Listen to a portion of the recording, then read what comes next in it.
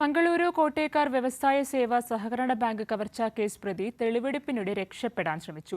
Police കാലിന് വെടിവെച്ചിട്ടു. പ്രതികളിൽ ഒരാളായ കണ്ണൻ മണിയാണ് രക്ഷപ്പെടാൻ ശ്രമിച്ചത്. കോട്ടേക്കാർ ബാങ്ക് കവർച്ചാ കേസിലെ പ്രതിയായ കണ്ണനെ ചൊവ്വാഴ്ച വൈകിട്ട് 4 മണിയോടെ തെളിവെടുപ്പിനായി കേരളാതിർത്തിയിലെ അലങ്കാർഗുഡിയിലെത്തിച്ചപ്പോഴാണ് രക്ഷപ്പെടാൻ ശ്രമിച്ചത്.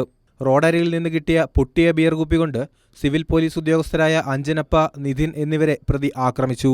പോലീസ് ഇൻസ്പെക്ടർ ആകാശത്തേക്ക് വെടിയുതിർത്തിട്ടും പ്രതി ആക്രമണം തുടർന്നു. ഉള്ളാൽ പോലീസ് ഇൻസ്പെക്ടർ HN ബാലകൃഷ്ണനെ തള്ളിയിട്ട് രക്ഷപ്പെടാൻ ശ്രമിക്കുന്നതിനിടെയാണ് കണ്ണൻ മണിയുടെ കാലിന് പോലീസ് വെടിവെച്ചത്.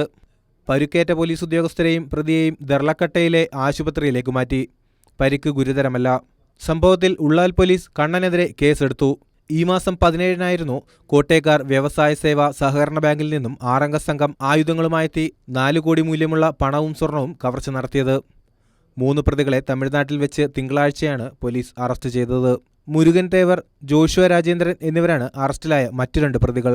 മുരുകൻ തേവർ കേരളത്തിൽ ഒരു കവർച്ചാ കേസിൽ പ്രതിയാണെന്നാണ് പോലീസിന് ലഭിച്ച വിവരം.